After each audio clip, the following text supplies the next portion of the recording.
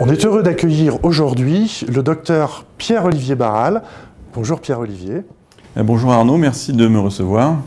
Écoutez, justement, on vous reçoit aujourd'hui pour parler essentiellement, on va dire, de la partie segment postérieur et plus exactement de la greffe des rétines artificielles. Vous avez été l'un des premiers à poser les rétines artificielles et il s'agissait de l'Argus. On en est à la version 2 à l'heure actuelle, donc l'Argus 2. Quelle est déjà la différence entre l'Argus 1 et l'Argus 2?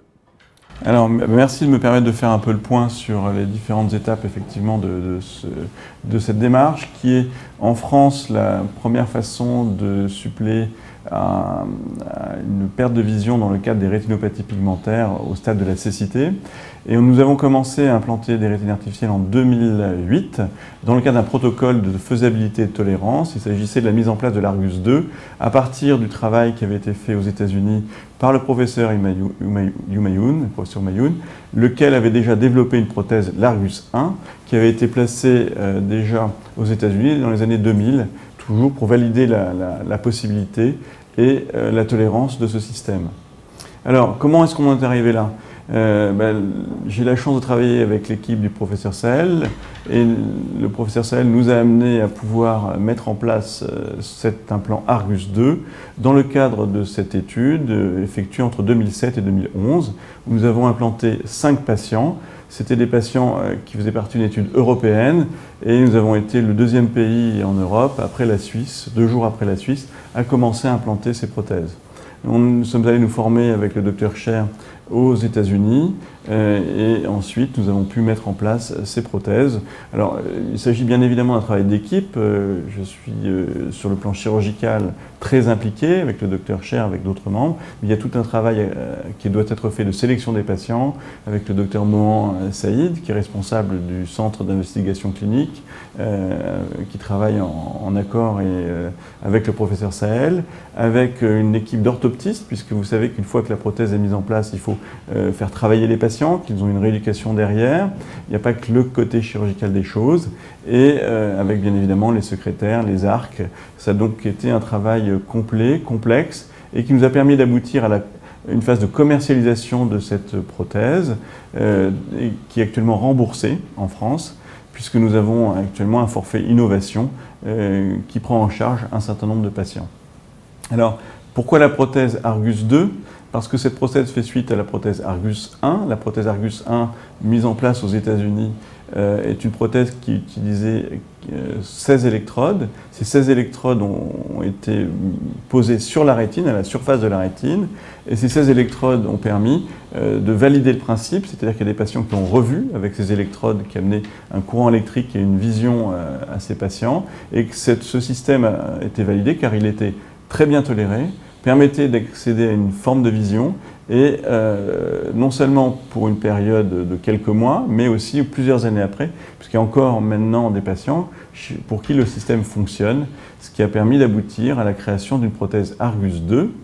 Alors, la différence entre l'Argus 1 et l'Argus 2, c'est que cette prothèse Argus 2 possède 60 électrodes qui sont placées à la surface de la rétine, comme on le voit sur le schéma qui est présenté. Quand on dit 60 électrodes, est-ce qu'on peut dire 60 pixels ?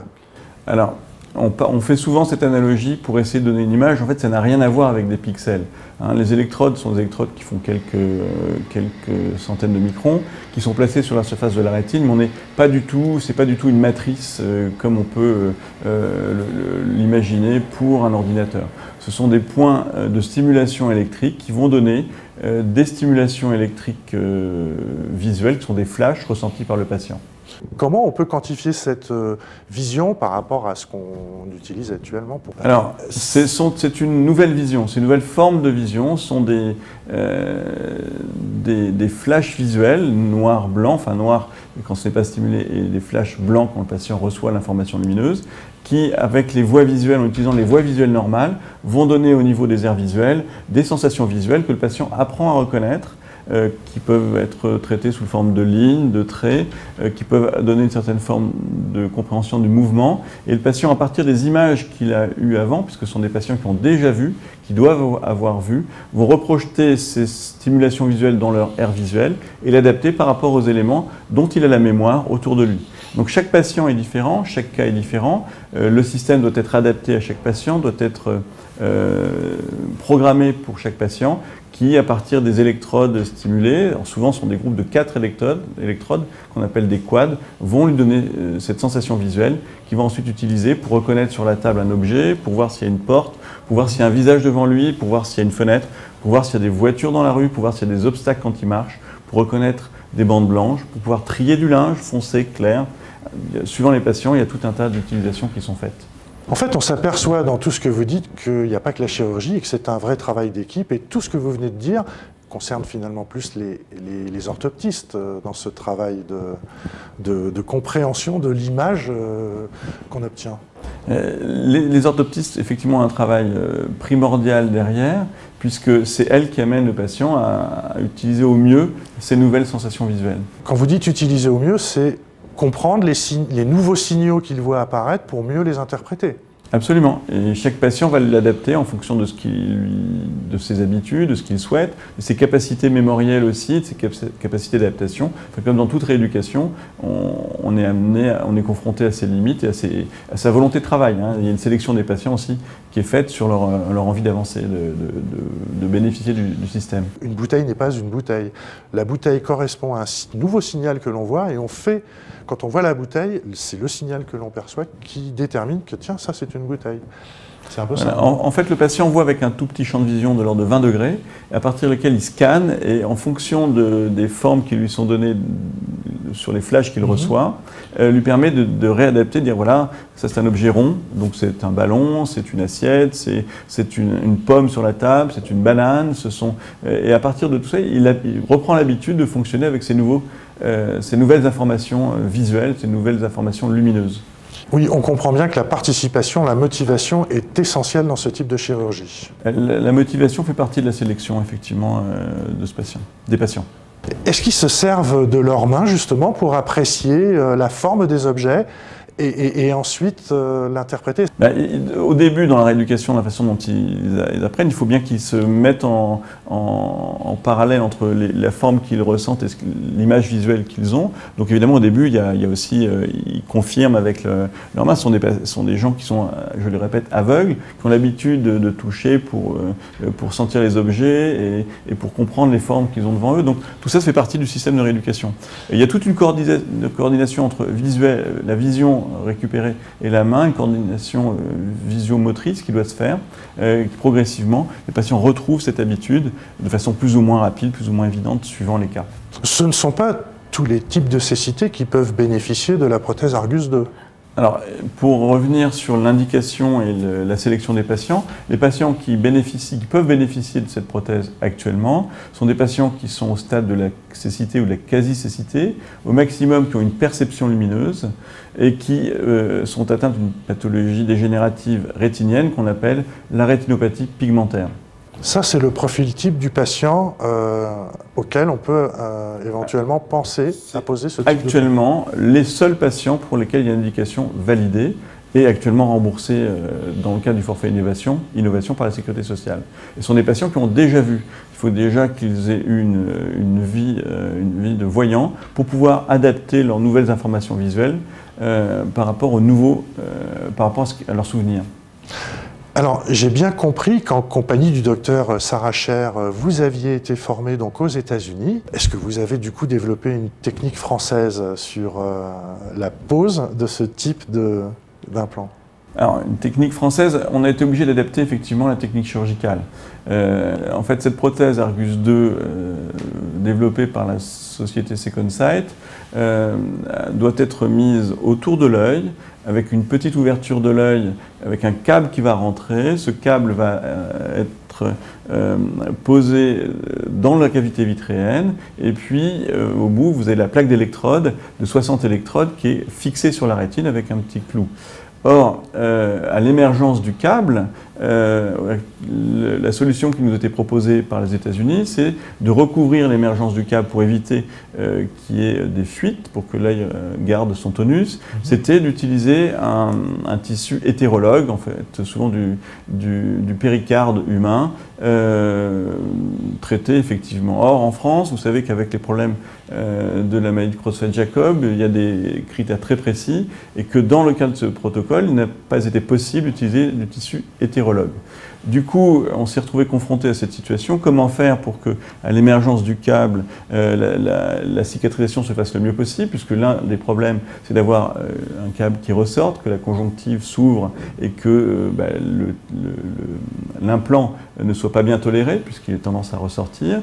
Donc on s'est posé la question et j'ai eu l'idée, en fait, puisqu'on a la chance d'avoir été formé au 15-20 par des équipes pluridisciplinaires, d'utiliser de l'aponévrose temporale qu'on prélève en fait en début d'intervention sur les patients. Et ce tissu d'aponévrose temporale qui est utilisé pour les problèmes de ptosis est un tissu qui est assez épais et qui permet d'être mis sur l'émergence du câble de façon à favoriser une bonne cicatrisation et l'étanchéité du système. On le voit d'ailleurs sur les schémas que vous avez devant les yeux. Alors, la deuxième solution qu'on a trouvée par rapport à ce qui nous était proposé aux États-Unis, c'était de se dire que plutôt que de faire une incision directe qui met du temps à cicatriser, c'est de faire comme lorsqu'on opère un glaucome, de pratiquer un volet scléral. Donc ça permettait à l'émergence du câble d'avoir en plus un appui d'un volet scléral qu'on suture sur l'émergence du câble, et cette suture permet actuellement d'avoir des suites opératoires, semble-t-il, beaucoup plus simples, et c'est ce qu'on est en train de publier, puisque par rapport à l'ensemble des prothèses qui ont été mises, il y a un peu plus de 200 patients qui ont été opérés, nos équipes en France, en utilisant ce système, ont des suites opératoires qui sont manifestement plus simples et qui permettent d'une cicatrisation plus rapide. Combien y a-t-il de médecins formés en France à la chirurgie de la pose de l'Argus 2? Alors, actuellement, dans le cadre du forfait innovation depuis 2014, fin 2014, il y a 3 centres qui ont été mis en place en France, avec un centre à Strasbourg dont le chirurgien et le professeur Gaucher, David Gaucher, avec aussi le professeur Hélène Dolphus qui s'occupe du recrutement des patients, du suivi des patients atteints de rétinopathie pigmentaire. Donc j'ai été l'aider à se mettre au point sur la technique. Vous avez ensuite un deuxième centre qui est à Bordeaux avec l'équipe du professeur Korobelnik et du professeur Delifert, Marie-Noël Delifert, qui ont été aussi amenés à poser des prothèses, et chez qui on a été aussi travailler pour adapter et mettre en place le protocole chirurgical. Donc là, vous avez effectivement quand même formé des chirurgiens de référence. La courbe d'apprentissage, combien de temps il faut déjà, est-ce que c'est à la portée de tous les chirurgiens? En fait, c'était surtout difficile au début, quand on a commencé, parce qu'on ne l'avait pas mis en France, on ne savait pas comment faire. Maintenant qu'on a mis au point un protocole assez précis chirurgical, c'est plus facile, effectivement, de pouvoir, par compagnonnage, montrer les trucs et astuces, comme on dit, pour la mise en place. Alors, il faut des chirurgiens qui sont entraînés sur le plan de la chirurgie vitréo-rétinienne, c'est-à-dire la vitrectomie, l'utilisation des systèmes grand champ de visualisation, donc ça c'est classique, mais qui connaissent aussi la chirurgie sclérale externe, comme on utilise dans les cryo-indentations, puisque c'est à peu près la même façon qu'on va placer le système autour de l'œil. Évidemment, si on a l'habitude d'opérer un peu des glaucomes et de faire des volets scléraux, c'est plus facile. Mais tout ça, en fait, on considère actuellement qu'avec un compagnonnage, en fait, une aide pendant 3 chirurgies, pour des chirurgiens déjà entraînés sur la chirurgie vitréo-rétinienne, la mise en place se fait de façon tout à fait satisfaisante. Après, on gagne du temps au fur et à mesure, puisqu'on connaît bien les différentes étapes de la mise en place. L'intervention en elle-même, les premières interventions duraient 4-5 heures, et maintenant, en fait, en moyenne, on est entre 2 heures et 4 heures de chirurgie. En termes d'anesthésie, comment ça se passe là? Bien évidemment, on préconise plutôt une anesthésie générale. Bon, c'est plus confortable pour le patient et bien évidemment aussi pour l'équipe chirurgicale. Alors, on a vu que c'était un travail d'équipe, que l'opération en elle-même était complétée d'un suivi très poussé, avec, on en parlait des orthoptistes tout à l'heure. On a vu aussi qu'il y avait quand même déjà 3 centres en France qui posaient. Si j'ai bien compris, c'est 18 patients à l'heure actuelle qui bénéficient de la prothèse Argus 2. c'est bien ça? Alors en France, effectivement, il y a 18 patients qui ont été implantés au jour d'aujourd'hui. On a un 19e qui doit être implanté, normalement, sera sur Paris le mois prochain. Et puis les autres centres vont continuer à implanter, puisque nous avons la chance en France d'avoir nos tutelles qui ont permis d'accéder au remboursement de ces prothèses. Ces prothèses sont donc remboursées, c'est que ce sont des dispositifs médicaux onéreux, de l'ordre de 100 000 €. Alors ça comprend non seulement la prothèse, la mise en place de la prothèse, le coût chirurgical et la prothèse elle-même, puis des séances de rééducation et de suivi derrière. Donc 100 000 €, ce qui veut dire que c'est inclus dans un forfait innovation. Ce forfait innovation a été mis en place depuis quelques années pour pouvoir valider justement la prise en charge de dispositifs onéreux, coûteux et surtout rares à mettre en place, qui doivent être extrêmement encadrés. Du coup, 3 centres ont été autonomisés, donc Strasbourg, Bordeaux et Paris, où je travaille avec le docteur Sarah Cher. Donc on a 3 centres référents en France. Comment ça se passe dans les autres pays? Dans les autres pays, il y a 2 problèmes. D'une part, il faut des équipes entraînées et il faut aussi le financement. Alors, il y a en Europe beaucoup d'autres pays qui peuvent bénéficier de la mise en place de la prothèse. En Allemagne, donc, ce sont aussi des structures de financement public. En Italie, vous avez aussi des fonds privés qui permettent la mise en place des prothèses. En Angleterre, c'est l'Institut public qui trouve des fonds. Voilà. Vous avez aussi des pays comme la Turquie qui commencent à en poser. Le système se développe de plus en plus et puis vous avez des mises en place dans les pays du Moyen-Orient. Je pense que c'est quand même quelque chose d'unique ce que vous faites là. Vous avez été un des premiers à poser ça, vous êtes le premier à suivre ça en France. À titre personnel, on en retire bien quelque chose. C'est un peu une aventure qu'on a commencé en 2008. Donc au départ, on se pose des questions, est-ce que les patients vont réellement bénéficier d'une amélioration de leur capacité de vie, de leur confort? Est-ce que, donc au début, je me disais, ils verront un peu mieux la lumière, ils arriveront à suivre une source lumineuse. En fait, c'était au-delà de tout ça. Donc c'était déjà une grande satisfaction d'arriver techniquement à le faire, de faire partie d'une équipe qui a mis en place tout ça. Et en plus, on a pu valider par des études indépendantes, l'étude Flora, qu'il y avait un bénéfice qui était amené aux patients. Donc c'est extrêmement satisfaisant d'amener une suppléance sensorielle nouvelle à des patients pour qui on n'a pas grand-chose à proposer autrement et qui leur donne un nouvel espoir, un nouveau fonctionnement. Alors c'est le début, je pense qu'on va progresser. Il y a beaucoup d'autres laboratoires et d'autres sociétés qui travaillent sur de nouvelles prothèses avec un plus grand nombre d'électrodes. Est-ce que ça sera mieux? On ne le sait pas encore, c'est le tout début. 150 électrodes, voire plus, avec des prothèses qu'on peut mettre sous la rétine aussi. Ça, c'est des équipes allemandes qui travaillent dessus. Puis en France, on va commencer à le faire. Donc il y a actuellement beaucoup d'espoir. C'est une des voies en fait de traitement des pathologies dégénératives quand on est au stade de la cécité, lorsqu'on cherche une source de suppléance sensorielle par stimulation électrique. L'Argus 2 reste quand même la première prothèse qui a été implantée.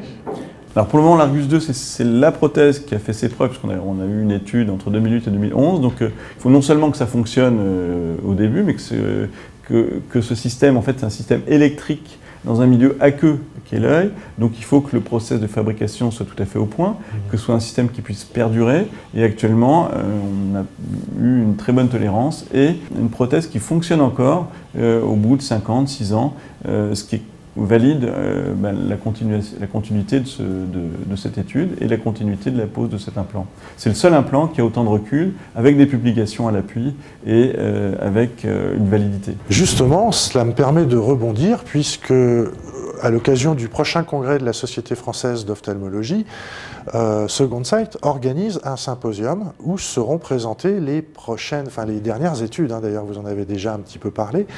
Est-ce que vous pouvez quand même nous en dire un petit peu plus ? On va présenter, donc venez nombreux déjà, venez voir l'évolution de la mise en place, le suivi des patients. On a 18 patients qui ont été implantés en France, donc on va présenter les résultats, la tolérance clinique chirurgicale, et puis bien évidemment les résultats chez les patients qui ont été rééduqués. On a même des patients qui arrivent d'ailleurs à lire sur un écran des lettres d'assez grande taille, mais qui arrivent à déchiffrer. Donc vous voyez, ça peut aller assez loin. On a récemment eu le retour d'un patient qui habite du côté de Briançon et qui a pu, en montant au sommet du col de l'Izoard, revoir les cimes des montagnes autour, dont il avait le souvenir. Il a pu en revoir les limites grâce à l'implant et ça lui a fait beaucoup d'émotion parce qu'il s'est retrouvé dans un panorama qu'il connaissait, il reconnaissait l'endroit où il était et se retrouvait dans une situation visuelle, entre guillemets, lui rappelant des souvenirs. Il était remonté à pied, parce que le principe du système, c'est que ça permet de suivre quelqu'un beaucoup plus facilement. Ça lui a permis de monter derrière son guide et de le suivre beaucoup plus facilement que ce qu'il faisait avant uniquement à l'oreille. Docteur Pierre-Olivier Barral, auriez-vous quelque chose à rajouter ?